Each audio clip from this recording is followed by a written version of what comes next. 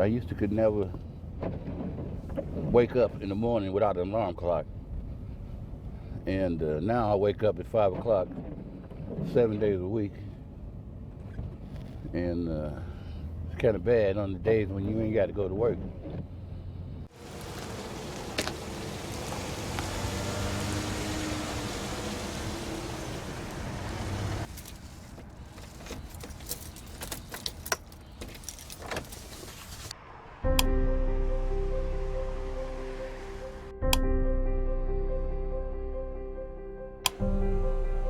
I look forward to coming to work. I mean, I would bake for free.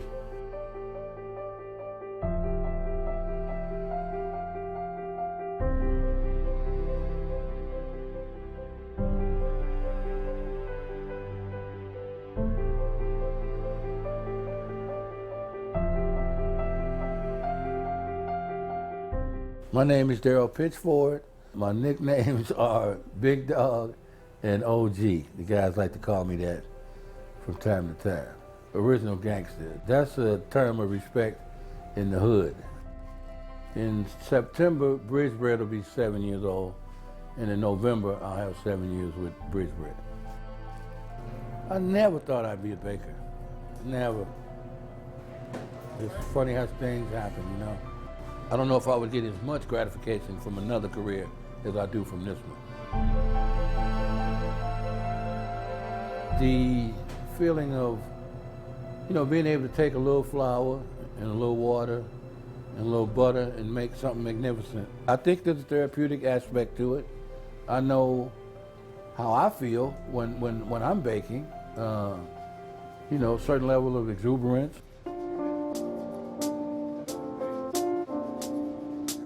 I work with a group of young guys.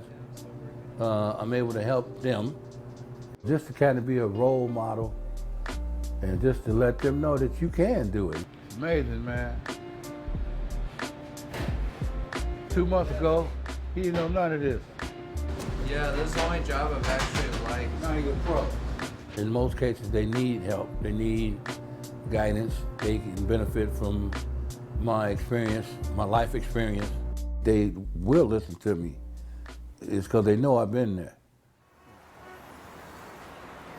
I was married in Chicago. In 10, we got divorced. She got the house.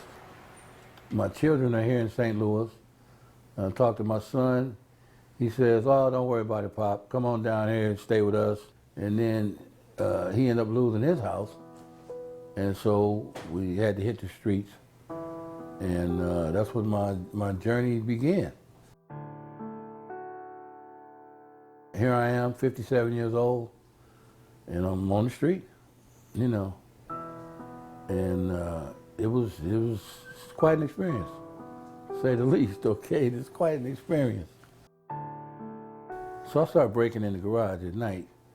I was staying in somebody's garage, and I almost froze to death in that garage. And so,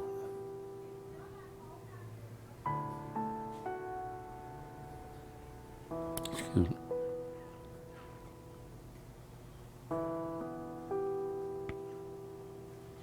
That was the worst. Yeah, that was the worst. I woke up and half my body was frostbitten. Well, it was the first time that I actually got afraid. On the street, I was never afraid. That was the first time I was afraid.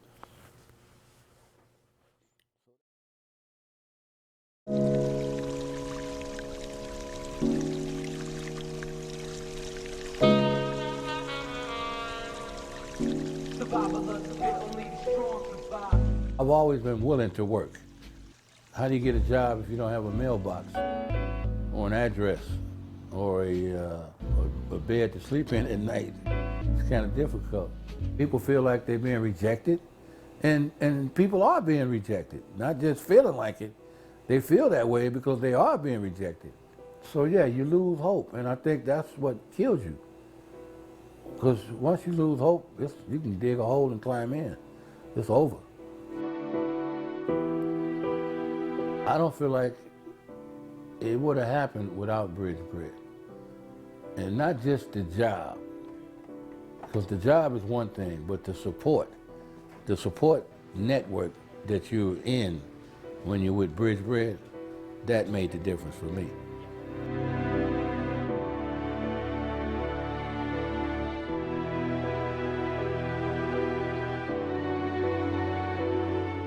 Being a Bridge Bread baker, we're willing to kind of understand that there's still some chaos in their lives, so that when there's a stumble, it's not over, you know, and we'll work with them. So the transformational process is, I accept you the way you are.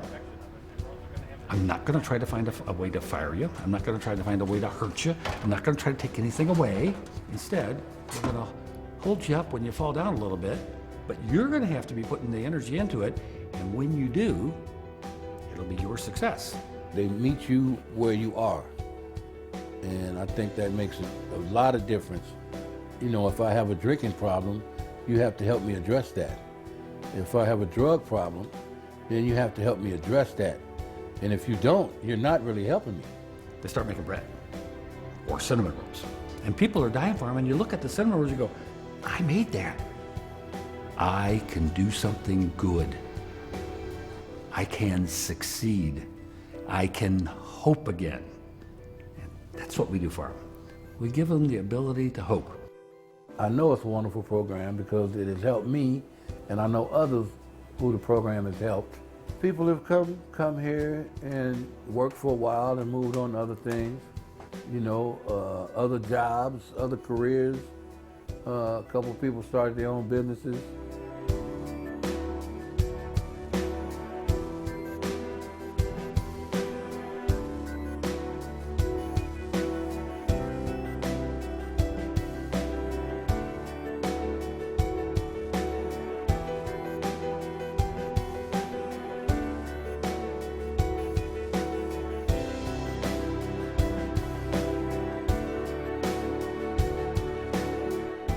It's amazing to hear guys talk about 401k programs. You know, and a year ago they didn't have a bank account. You know, that's the kind of growth I think you want to see from a program like this. If you can help somebody get to the next phase, whatever that is for them in their life, or the next level, I think that's key.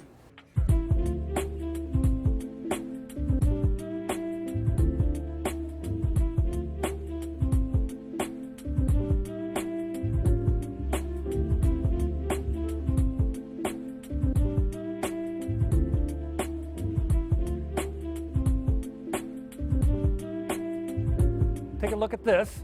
This is it's a historic building, and this tells a little bit of the history of the building. Basically, it was opened, the building was built in 1909 as a silent movie theater, and it opened in 1910. I kind of think of it that this year is going to be the year we're really going to take Bridge Bread to the whole next level. This is one of the really cool things that we found. We have, well, several here. It's a Middleby Marshall rotating shelf oven, and it will bake 150 to 200 loaves of bread at once. We think we can make lots more products. Right now we're making bread and brownies and bagels and cinnamon rolls. We're not making donuts and cupcakes and pies and pretzels.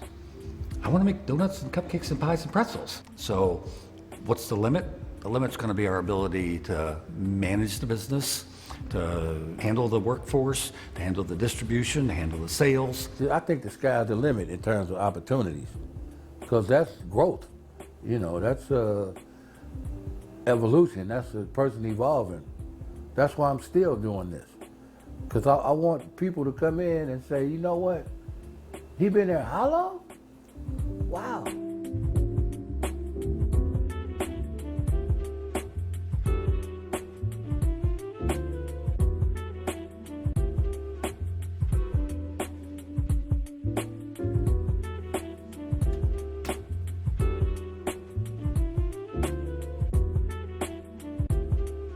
I'm trying to show them that, you know, just find you a little job and work it consistently, be true to it, and you can get your life back in order. You know, and I'm living proof of that. I'm in a good place in my life right now, and I'm happy. loving life, living the dream, as they say.